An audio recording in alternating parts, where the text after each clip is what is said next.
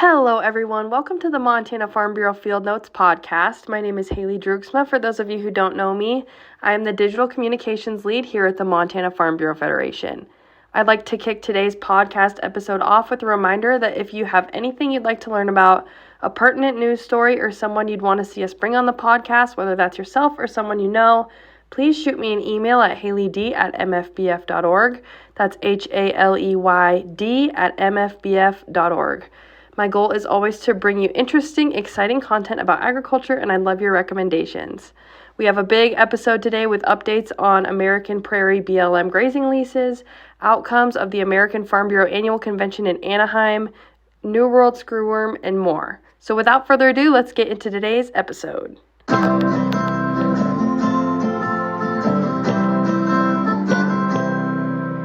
Kicking things off today with some Montana Farm Bureau news and some of the most important news that has come out of this week.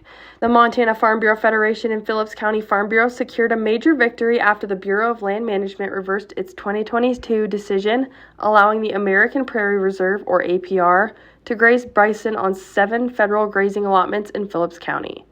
BLM determined that APR's bison herd was not managed for economic production, but rather as wildlife, placing it in violation of the Taylor Grazing Act, which requires public grazing to support production livestock. After intervening in appeals and reviewing APR's financial records, Farm Bureau attorneys demonstrated that the herd was not production-oriented, raising concerns that the earlier decision set a dangerous precedent that threatened the economic stability of ranchers and rural communities reliant on BLM grazing lands. The reversal was welcomed by Farm Bureau leaders and area ranchers who emphasized that returning the allotments to production livestock grazing restores economic opportunity, reinforces long-standing grazing rules, and supports the families and communities that depend on agriculture as the backbone of rural Montana. Montana Farm Bureau Executive Vice President Scott Colbeck joins me today to discuss the proposed decision and what next steps might look like for our members and ranching communities. Last Friday, January 16th, we had some amazing news on a proposed decision from the Bureau of Land Management that would cancel the decision in 2022 that allowed the American Prairie Reserve, which is now called American Prairie, to graze livestock on their BLM grazing permits and allotments. We've been getting a lot of questions about what that means and what's next, and so I'll try to explain that here now. I think it's just a fascinating and very good news case for our farmer and rancher members and also rural Montana and rural America. If you really want to geek out on it, the decision was extremely well written and is based on the law, the Taylor Grazing Act, and then also the Federal Land Policy and Management Act. And when the Bureau of Land Management came out with this decision, it cited a couple of specific things from those acts. And one that's very important is the Taylor Grazing Act. And it allows and authorizes the BLM to issue or cause to be issued permits to graze livestock. And then in the Federal Land Policy Management Act, or FLPMA, it provides a more statutory framework for the exercise of this authority by the BLM, and it refers to permits and leases for domestic livestock grazing on public lands. If you look at Black's Law Dictionary, which is cited in this decision, livestock is a compound of the words live and stock, with stock being goods that are kept for sale or trade. And then, of course, we know what live means. So basically, BLM has the authority to issue grazing permits and leases limited to applicants who will use the animals to graze the public lands in that manner, meaning as for goods that are kept for sale or trade. So what's that really referring to is that it's actually meant for livestock that are being produced for sale, for managed like production agriculture. And that's what's so important with this decision. It basically says that the decision that the BLM made in 2022 was wrong. They didn't have the authority to allow American Prairie to graze their bison, which they clearly in this case indicate that are being raised as wildlife. So you can't raise wildlife you can't get a permit to graze wildlife on public lands. So that's very, very important going forward. So what happens now? Okay, so as of January 16th, the American Prairie has 15 days to appeal this decision, and which I'm guessing they will. But I go back to what I talked about earlier, was that this decision was based on the Taylor Grazing Act and the FLMPA. So we may get bogged down in some appeals, but I feel very confident that in order to change the decision, or anyone going forward for that matter who wants to get a BLM permit to graze wildlife or graze something that's not for production agriculture, they're going to have to change those two laws. And that's going to be extremely hard to do. So that's what gives me so much confidence and makes me excited about this decision by BLM. There's a lot more to this that I can add. People are asking, so does that mean they're going to have to take the bison off of those grazing allotments? Well, if this decision becomes final, yes, they will have to take those bison off. We're also being asked, will other cattlemen in the area be able to bid on those BLM allotments? And the answer to that is no, and it's actually for very good reasons, which we would support, in that a precedent is a good precedent in that you can only lease BLM grazing allotments that are tied to base acreage. And the American Prairie does own the base acreage that is tied to those BLM permits. So, in essence, they would still have those BLM allotments. However, the decision indicates that they would have to change the grazing on those allotments to livestock only, cattle only. Actually, it actually spells out their AUMs that there are available for each of the allotments, and that it's cattle only. And I think this is a great decision for a number of reasons. For one, it's the precedent that's set. The Taylor Grazing Act is for livestock and not for conservation. And it's a huge difference for rural America. If you're grazing something for conservation, you're not going to have all the inputs. You're not going to have the families on the land that are managing those grazing permits. You're not going to have those people in your community. But if you're using a BLM allotment for production agriculture, you have those families on the land managing that cattle or those livestock, and their kids in your schools, and they're purchasing supplies from your local stores.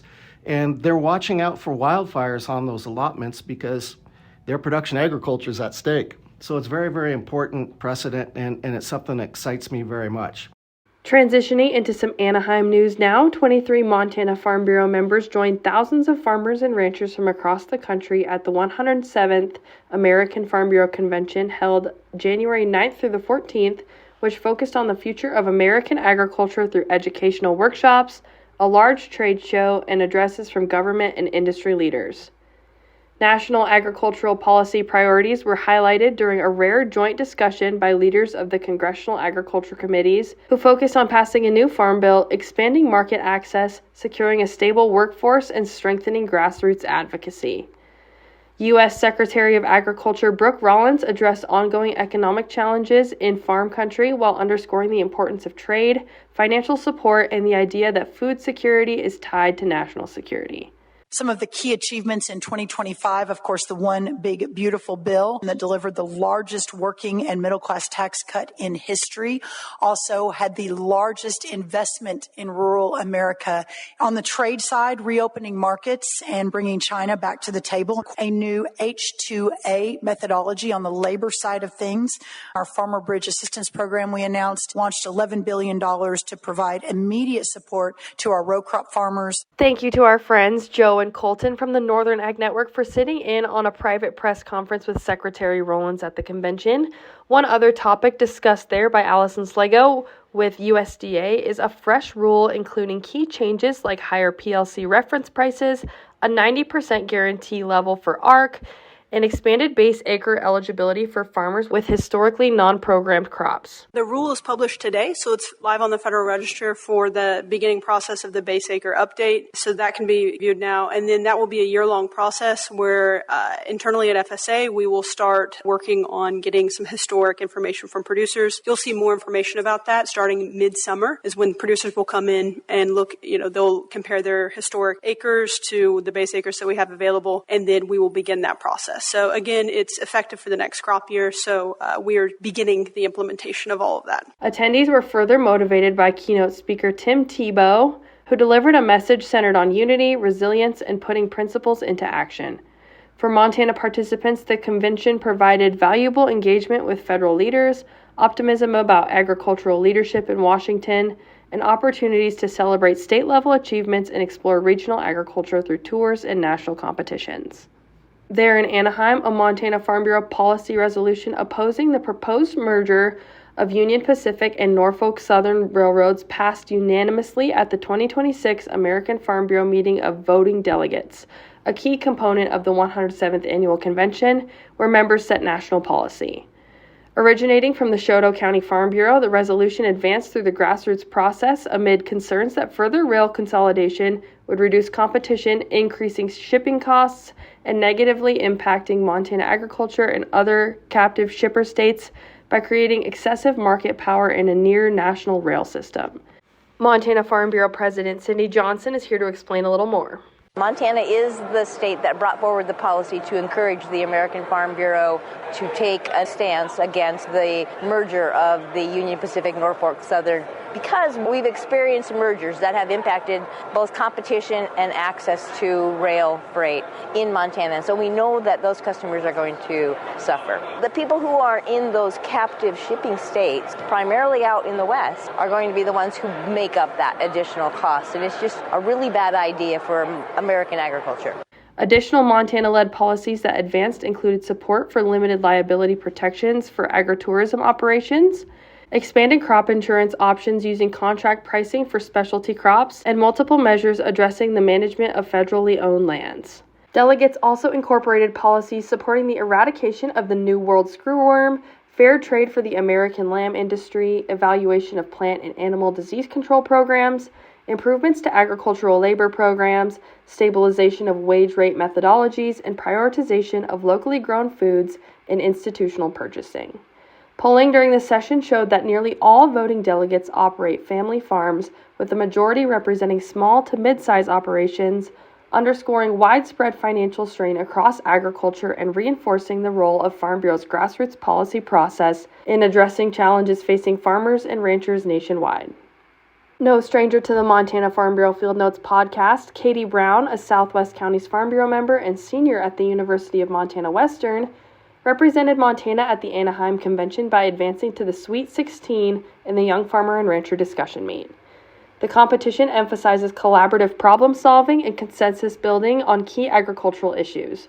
Brown stood out for her preparation, communication skills, and ability to engage diverse perspectives from across the country.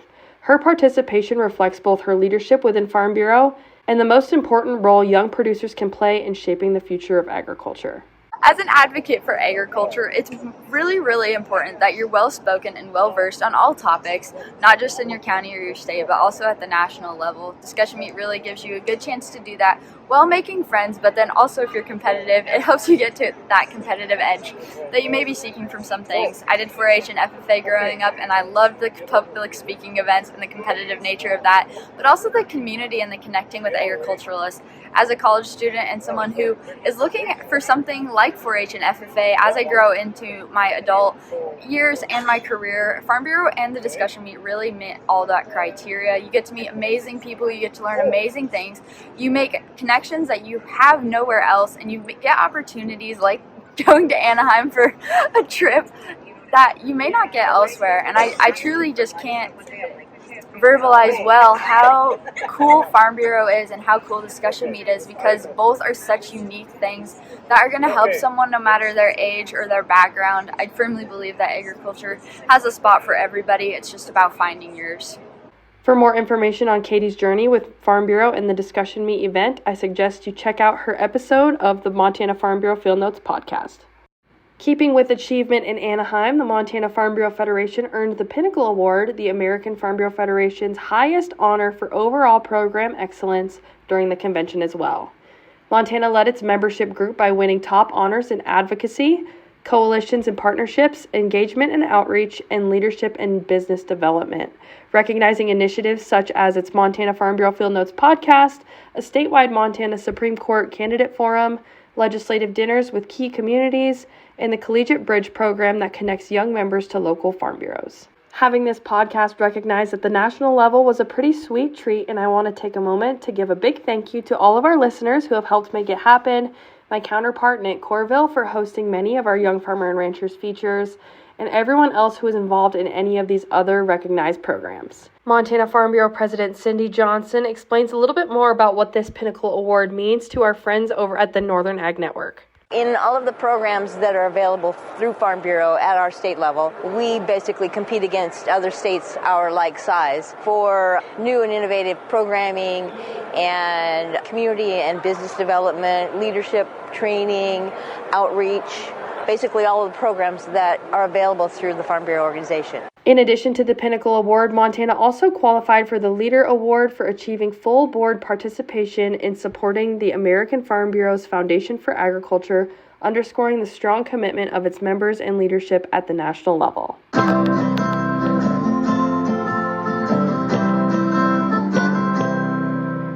Now transitioning into some other big stories in our Montana agriculture news section.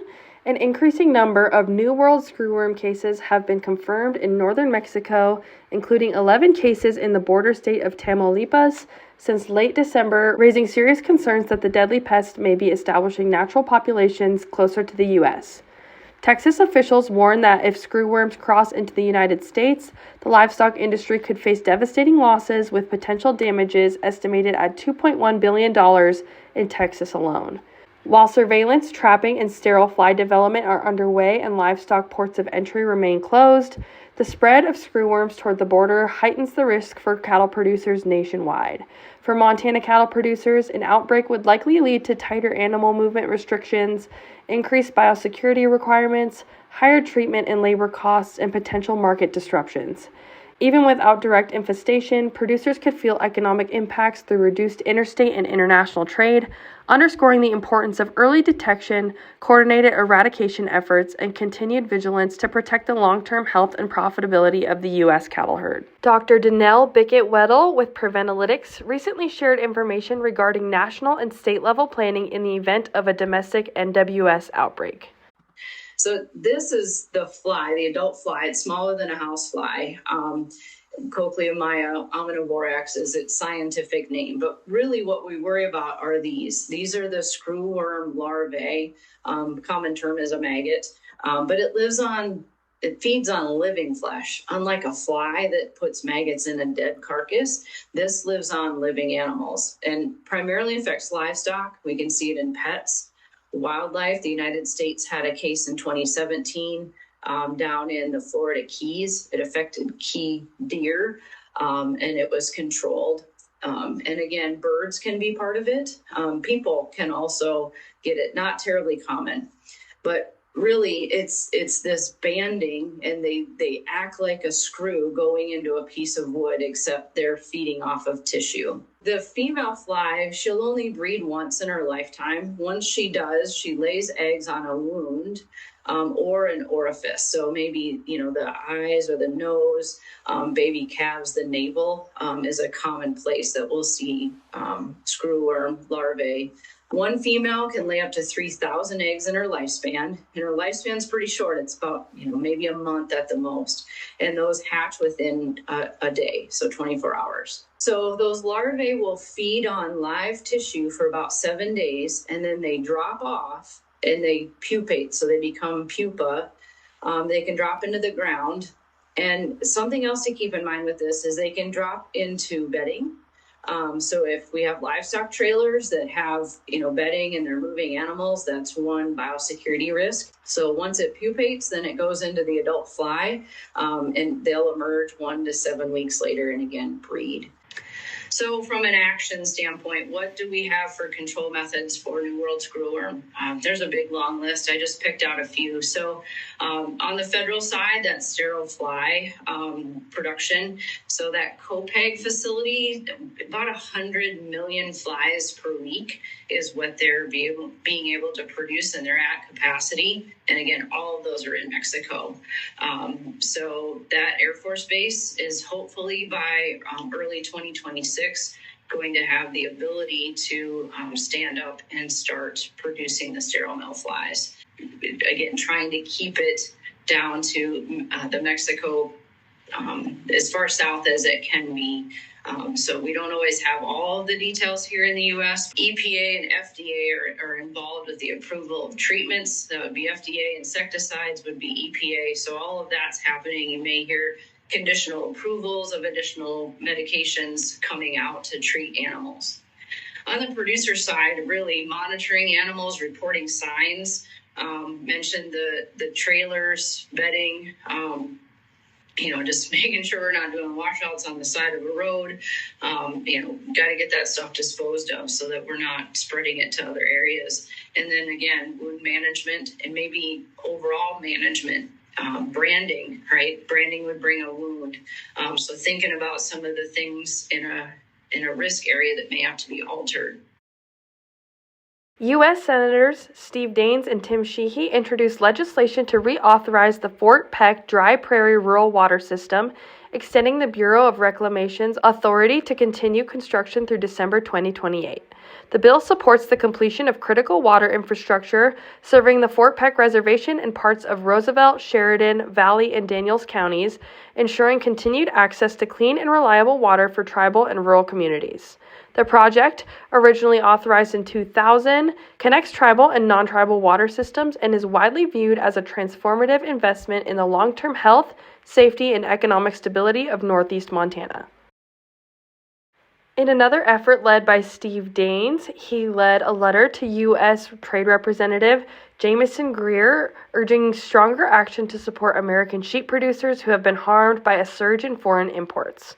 The letter calls attention to a recent petition requesting a Section 201 investigation into import practices that have negatively affected the domestic sheep industry, which is already facing high input costs and labor challenges.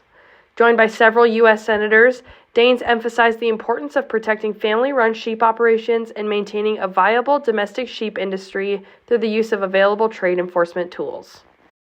The USDA's latest reports point to a bearish outlook for U.S. wheat, with projections showing larger than expected domestic and global ending stocks, increased U.S. wheat acreage last fall, and higher production in key exporters like Argentina and Russia. Hard red winter and spring wheat carryovers in the U.S. are up compared to last year, while soft red, white, and durum wheat have seen mixed changes.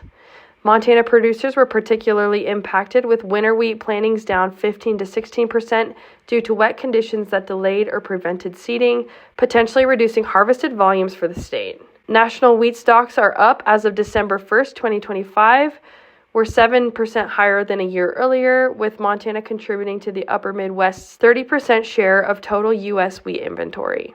For Montana growers, these trends indicate potential price pressure and tighter margins as global and domestic supplies remain ample. While lower local acreage may slightly offset some supply pressures, producers will need to closely monitor cash markets, manage risk through marketing strategies, and consider alternative uses or storage options to navigate a market environment that is fundamentally bearish, but still subject to global quality, trade, and geopolitical factors. In some more optimistic news for our grain growers, a new USDA ARS soft spring durum wheat variety named USDA Morris in honor of Dr. Craig Morris offers U.S. farmers a versatile option that grows well in the Northern Plains' challenging conditions while expanding the crop's commercial potential. Unlike traditional durum, which is mostly used for pasta due to its coarse semolina texture, USDA Morris can be milled into conventional flour for baking bread, cookies, and pasta, all while retaining high protein, fiber, and carotenoid content. The yellow pigmentation and novel baking quality genes make it appealing to bakers and consumers, creating new market opportunities and potential international demand. This development provides U.S. farmers with a way to add value to their durum wheat crops and diversify end-use markets, with future soft winter durum lines expected to further expand cultivation options. Agriculture Secretary Brooke Rollins sparked controversy by suggesting that a healthy meal could cost around $3, drawing criticism online as many felt the example was unrealistic given rising grocery prices. While her math is technically accurate based on current prices for chicken, broccoli, and corn tortillas, the meal provides far fewer calories than daily nutritional needs. For farmers and ranchers, Rollins' comment highlights both the tight margins consumers face and the ongoing pressure on food prices, underscoring the importance of their work in producing affordable, nutritious food. Rising input costs coupled with scrutiny over meal affordability could influence public perception, market demand, and policy decisions affecting agricultural producers. The Montana Alfalfa Seed Committee is seeking proposals for demonstration projects, applied research, and market development initiatives aimed at strengthening and expanding Montana's alfalfa seed industry.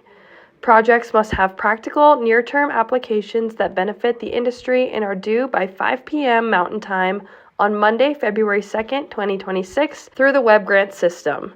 The committee will review submissions at its first regular meeting of the year and make funding recommendations, providing Montana producers with opportunities to advance production practices, research, and market growth.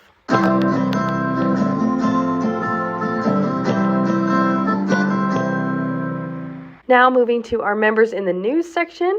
Logan Anderson of Chester, Montana, was recently appointed to the Montana Wheat and Barley Committee Board of Directors, where he will represent District 2 and bring the perspective of a fifth-generation wheat and barley producer to the governor-appointed body.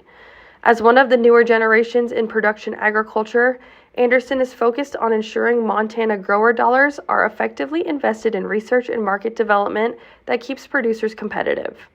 With a professional background in finance management and a strong interest in emerging technologies such as precision agriculture and artificial intelligence, he offers valuable insight into how innovation can support both efficiency and long-term sustainability on Montana farms. Anderson, who farms alongside his family and is raising the next generation with his wife Brittany and their 2 sons, is committed to advancing opportunities for young producers while strengthening Montana's position as a world-class grain producer. Montana has emerged as a leading fine wool producer in the Intermountain West, but much of its wool is still shipped out of state for processing, adding costs and limiting local value creation. To address this gap, the Western Wool Growers Alliance has launched a feasibility study funded by a $35,000 grant from the National Sheep Industry Improvement Center to evaluate whether an industrial wool mill could be built in Montana, with Great Falls among the locations under consideration. Cascade County Farm Bureau President and wool producer Merrill McCamey has been a key supporter of the study.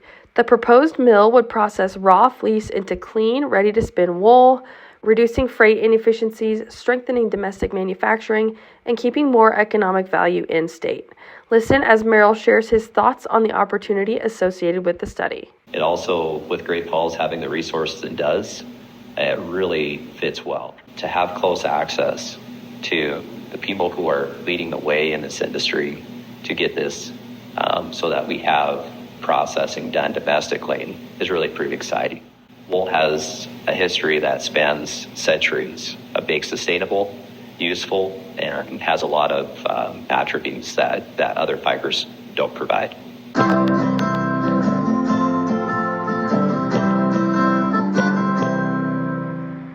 Moving into our last segment of upcoming events, join us this weekend, January 23rd through the 25th, right after Maggie in Great Falls, for our annual Montana Farm Bureau Young Farmers and Ranchers Leadership Conference. Connect, learn, and celebrate agriculture with fellow producers and industry leaders. Start Friday with beef quality assurance certification, a social hour, and a fun ag trivia dinner. Saturday is packed with insightful workshops from building trust and mastering ag accounting to calving preparedness and water management. Plus keynote talks by Danny Munch with the American Farm Bureau Federation and world-renowned PBR entertainer Flint Rasmussen. Cap the day with guided tours of Montana's cutting-edge agricultural facilities and an evening of dinner, dancing, and karaoke. Wrap up Sunday with an inspiring breakfast keynote from Eric Tilleman. Don't miss this chance to grow your knowledge, network, and have a little fun, all while celebrating Montana agriculture. Calving season is right around the corner. Are you ready? Join Northwest County's Farm Bureau at the Country Kitchen at the Kalispell Fairgrounds for a calving clinic and chili feed. Lunch starts at 11:30 on February 1st, followed by a hands-on calving demonstration with Dr. Katie Ryan. Stick around to hear from Dr. Sadie Hutter on the latest BQA tips for vaccines and antibiotics. It'll be a great meal and even better information. Ready to win your election? Join us February 26th through the 27th at the Montana Farm Bureau State Office in Bozeman for our 2-day hands-on campaign training seminar. From crafting your campaign theme to managing your finances and even practicing mock TV and radio interviews, you'll leave prepared to run and win. Developed by the American Farm Bureau Federation with input from top political consultants, this seminar has helped candidates like Representative Russ Minor turn knowledge into victory. Seats are limited. Secure your spot and take the first step toward your campaign success.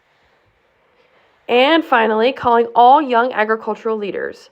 Join us March 13th through the 16th in Portland, Oregon for the 2026 American Farm Bureau Young Farmers and Ranchers Leadership Conference. Connect with peers from across the country, dive into hands-on workshops,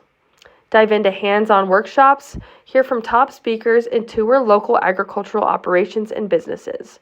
From policy and advocacy to innovation, niche marketing, and on-farm strategies, you'll leave inspired, energized, and ready to grow your farm and strengthen your Farm Bureau. Don't miss this chance to learn, share, and lead the future of agriculture. And that wraps up today's episode. Thanks all you lovely members of the Farm Bureau family for joining me for today's podcast. I'll catch you all in the next one.